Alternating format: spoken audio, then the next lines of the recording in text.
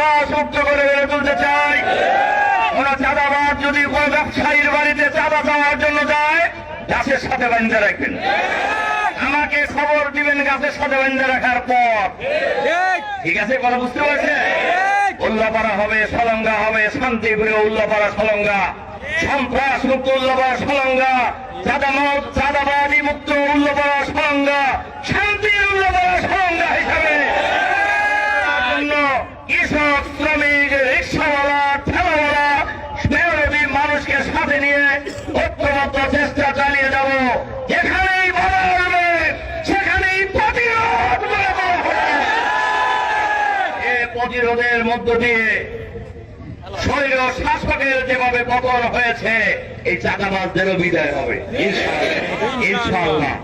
এরপরে আমরা আগেও বলেছি, এবারের ঘটনায় কোথাও ঘটনা ঘটলেই অমুসলিমদের বাড়িঘরে আক্রমণ হয়, মন্দিরে আক্রমণ হয়, কারা করে এটা প্রমাণ আগে আছে। এবার তাদেরকে করতে দেওয়া হয় নাই। আমার কথা কি বুঝছেন? কারা করে এটা সবাই জানে, এই শৈল শাসকের লোকেরাই করে। বহু অসংখ্য ডকুমেন্ট আমাদের হাতে আছে।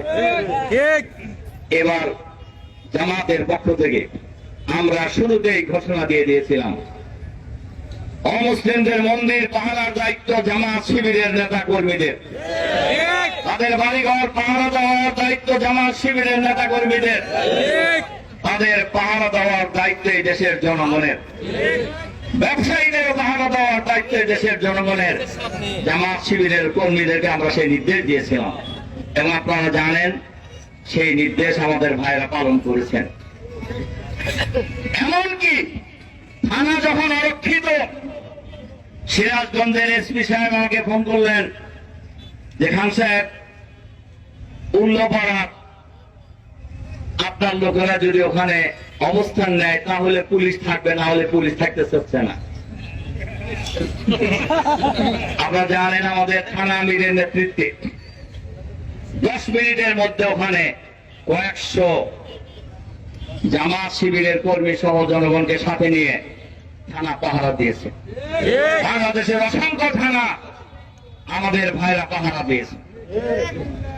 আমরা বলেছি এই দেশের সীমানা পাহারার দায়িত্ব দেশের জনগণের, এই দেশের মানুষের জান মাল ইজ্জত আবরুর পাহারার দায়িত্ব জনগণের।